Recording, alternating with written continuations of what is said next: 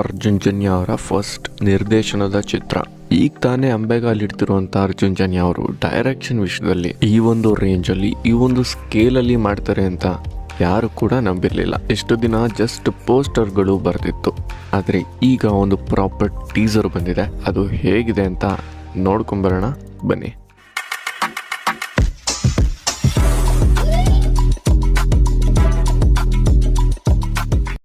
ಇವತ್ತಿನ ಕಂಟೆಂಟ್ ಅರ್ಜುನ್ ಜನ್ಯ ಅವರ ನಿರ್ದೇಶನದಲ್ಲಿ ಬರ್ತಿರೋಂಥ 45 ಸಿನಿಮಾ. 45 ಅಂತ ಯಾಕೆ ಸಿನಿಮಾ ಟೈಟಲ್ ಬಂತು ಅನ್ನೋದಕ್ಕೆ ಇಲ್ಲಿ ಒಂದು ರೀಸನ್ ಥರ ಕಾಣಿಸ್ತಾ ಇದೆ. ಬೆನಿಫಿಟ್ ಆಫ್ ಡೌಟ್ ಅಂತಾರಲ್ಲ, ಆ ರೀತಿ ಅಂತ ಅನ್ಕೊಳ್ಳೋಣ.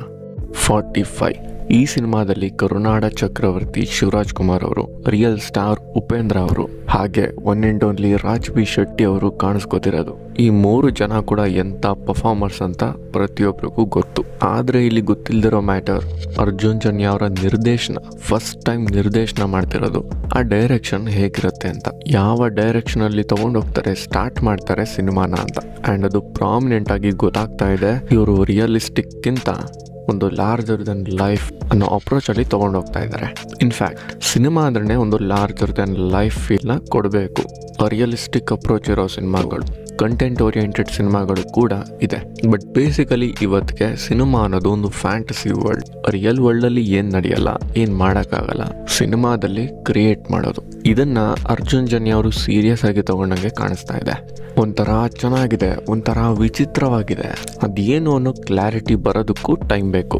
ಮಿಸ್ಟ್ರಿ ಅಂತಾರಲ್ಲ, ಅದೇ ಈ ಟೀಸರ್. ಸಸ್ಪೆನ್ಸ್ನ ಹಾಗೆ ಉಳಿಸ್ಕೊಂಡಿದ್ದಾರೆ. ಪ್ರಾಪರ್ ಆಗಿ ತೋರಿಸೋದು ಕೂಡ ಕಷ್ಟನೇ. CG ವರ್ಕ್, ಗ್ರಾಫಿಕ್ಸ್ ಇವೆಲ್ಲ ಸಿಕ್ಕಾಪಟ್ಟೆ ಇದೆ ಅಂತ ಅನ್ನಿಸ್ತಾ ಇದೆ. ಸಿನಿಮಾದಲ್ಲಿ ಹೇಗಿರುತ್ತೆ ಗೊತ್ತಿಲ್ಲ, ಆದರೆ ಟೀಸರ್ ಪೂರ್ತಿ ಅದೇ ತುಂಬಿಕೊಂಡಿದೆ. ಆದರೆ ರಿಯಲ್ ವರ್ಲ್ಡಿಂದ ಡಿಟ್ಯಾಚ್ ಆಗೋ ಥರ ಇಲ್ಲ. ರಿಯಲ್ ವರ್ಲ್ಡ್ ಕೂಡ ಇದೆ, ಜೊತೆಗೆ ಫಿಕ್ಷನ್ ಕೂಡ ಇದೆ.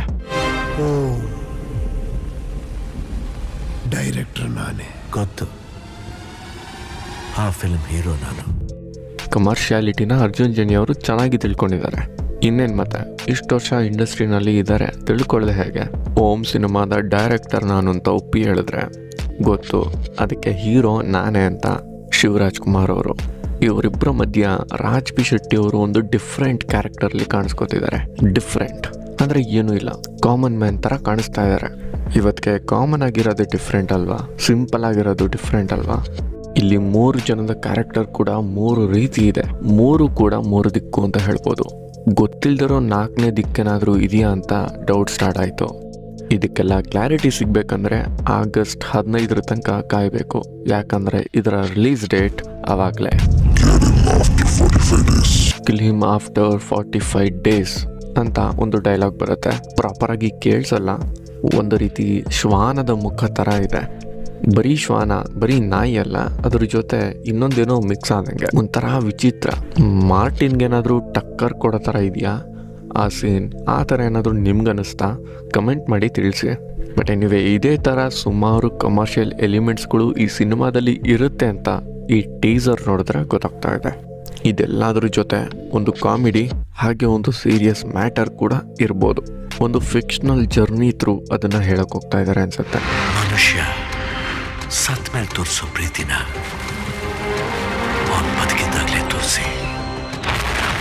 ನೋಡೋಣ ಅರ್ಜುನ್ ಜನ್ಯ ಅವರ ತಲೆಯಲ್ಲಿ, ಅವರ ಮೆದುಳಲ್ಲಿ ಏನು ಓಡ್ತಾ ಇತ್ತು, ಅದನ್ನು ಯಾವ ರೀತಿ ಸಿನಿಮಾ ಆಗಿ ಮಾಡಿದ್ದಾರೆ ಅಂತ.